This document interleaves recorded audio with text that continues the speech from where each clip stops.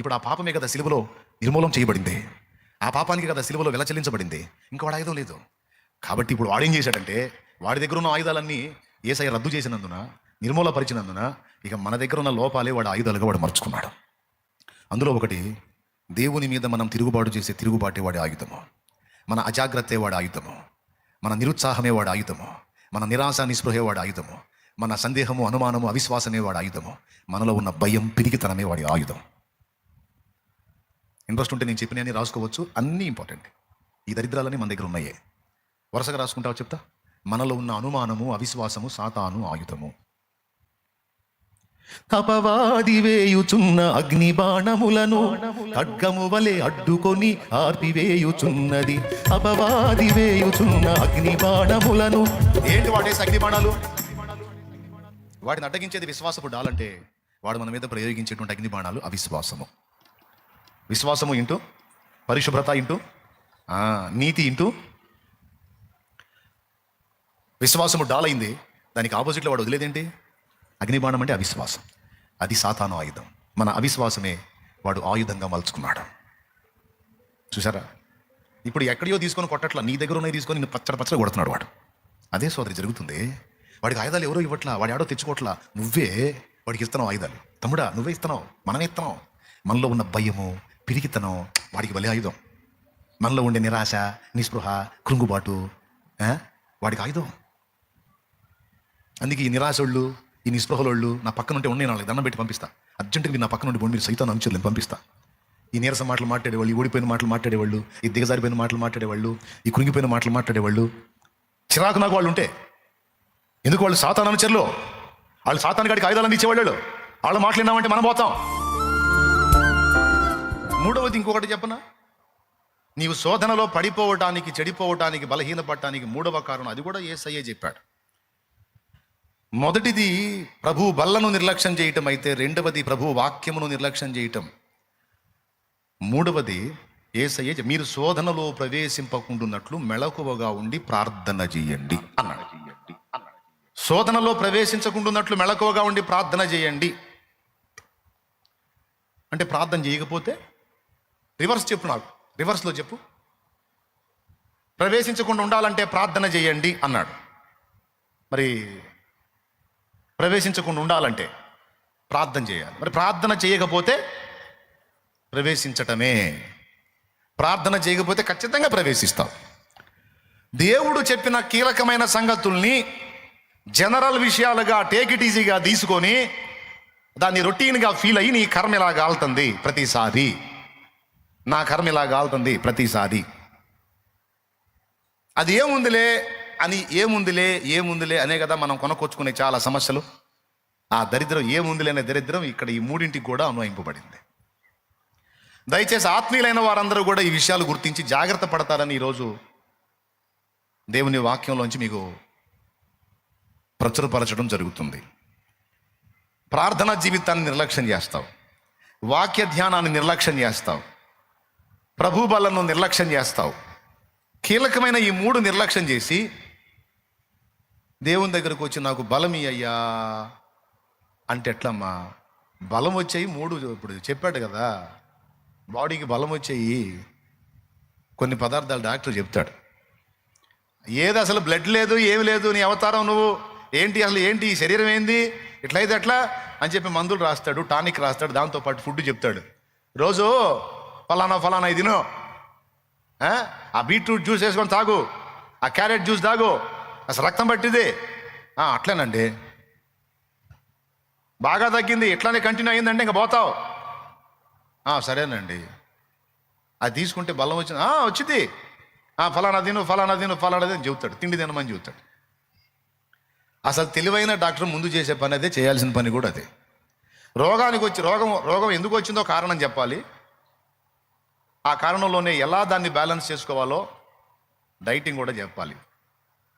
ఆ తర్వాత మందు. కొంతమందికి ఆ టైం ఉండదు. ఏంటి నీ సమస్య ఏంటి అంటాడు, ఫలానా అంటే సరే నువ్వు పోయి సావు, ఆ టెస్టులన్నీ చేసుకొని సావు, తర్వాత వచ్చిన తర్వాత నీకు ఎట్లా నీ సాగు చేయాలో నేను చేస్తానని చెప్పని రాసిస్తాడనమాట. ఇదే కదండి చండాలంగా జరుగుతుంది, ఇదే కదండి. కానీ సరైన వైద్యుడైతే, ఇదిగో నిద్ర సరిగా పోతావా అని అడుగుతాడు. నిద్ర అండి, నిద్ర పానండి. మరి ఫుడ్ ఏం తింటావు? ఫుడ్డా అండి, ఫుడ్ ఫలానా తింటానండి.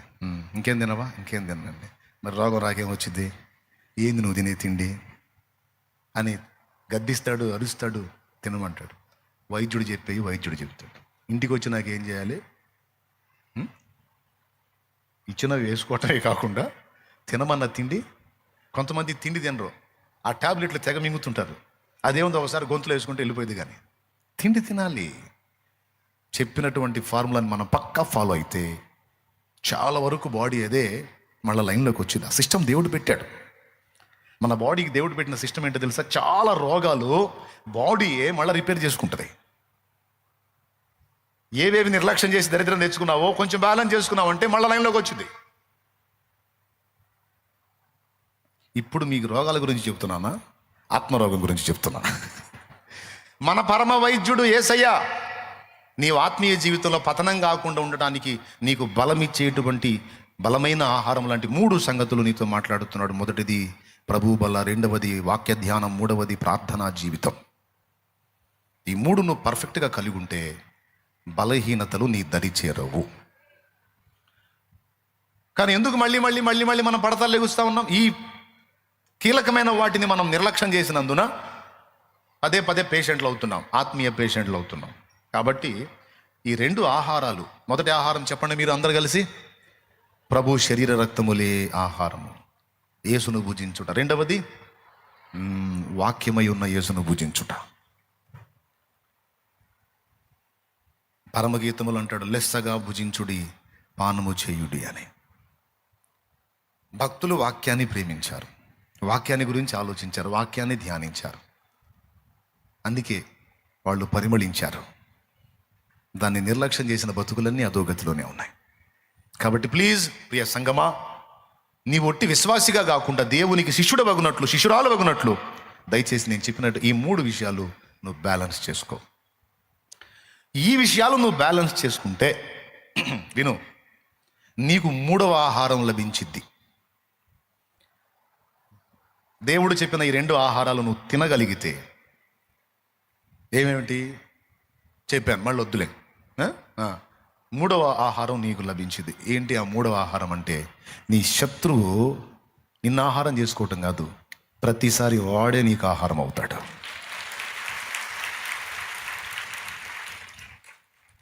ఆ ఒక్క మాట మనం చూసుకొని ప్రార్థన చేసుకుందాం పెందలాడి. సంఖ్యాకాండము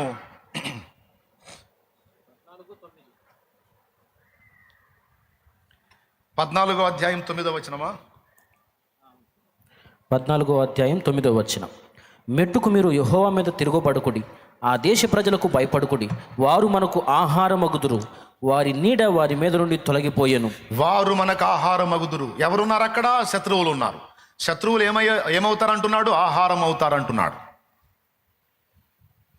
శత్రువుని మనం ఆహారం చేసుకునే మెట్టుకు మనం వెళ్ళిపోతాం. విషయం ఏంటంటే, వాడు మనల్ని ఫుడ్ చేసుకోవాలని చూస్తున్నాడు, కైమా చేసుకొని తినాలని. నేను చెప్పింది వాక్యమేనండో, మళ్ళీ నా సొంత మాట అనుకున్నారు. వాడు మనల్ని తినాలనుకోవటం ఏమిటి అంటారా? చూడండి, పేతురు రాసిన మొదటి పత్రిక 5వ అధ్యాయం 8వ వచనం, మీ విరోధి అపవాది గర్జించు సింహం వలె ఎవరిని దీన్ని మింగుదునా అని వెదకుచూ తిరుగుచున్నాడు. దాని అర్థమైంది, వాడు మనల్ని మింగేయాలని చూస్తున్నాడు. దేవునికి స్తోత్రం కలుగును గాక. హల్లెలూయా. వాడు మనల్ని ఆహారం చేసుకోవాలని చూస్తున్నాడు, వాడు మనల్ని తినాలని చూస్తున్నాడు. వాడు దేవుడు అంటున్నాడు, నా కుమారుడా, నా కుమారి, నేను చెప్పినట్లుగా నువ్వు చేయగలిగితే నువ్వు వాడికి ఆహారం అవటం కాదు, వాడే నీకు ఆహారం అవుతాడు. ఏమన్నాడు? యెహోవా మీద తిరగబడకుడి, వారికి భయపడకుడి. దేవుని మీద తిరగబడే, శత్రువుకి భయపడే పరిస్థితి మనకి ఎప్పుడు వచ్చిందంటే, నేను ముందు చెప్పిన 3 నిర్లక్ష్యం చేసినప్పుడు వచ్చింది. దేవుని వాక్యాన్ని నువ్వు గౌరవించకపోతే ఖచ్చితంగా దేవుని మీద తిరుగుబాటు చేస్తావు. దేవుని మీద తిరుగుబాటు చేసిన నీకు శత్రువుకి భయపడే మనసు వచ్చేసింది. సైతానుగాడు ఆయుధాలు ఏంటో తెలుసా? సైతానుగాడు ఆయుధాలు ఏంటో తెలుసా మీకు? ఎంతమందికి తెలుసు సైతాను ఆయుధాలు? చాలామందికి తెలియదు. వాడి దగ్గర అసలు ఓన్గా ఆయుధాలు లేవు. సైతాన్ దగ్గర అసలు సొంతంగా ఆయుధాలు లేవండి. బైబిల్ ఏం రాసిందో తెలుసా?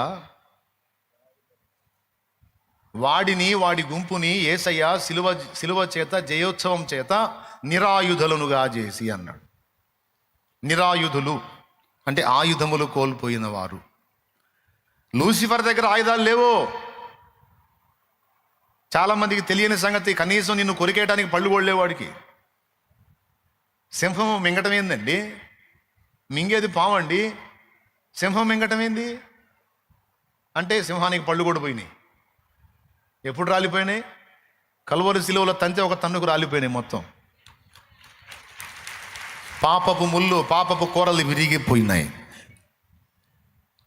మరణపు కోటలో మరణమే సమస్యను.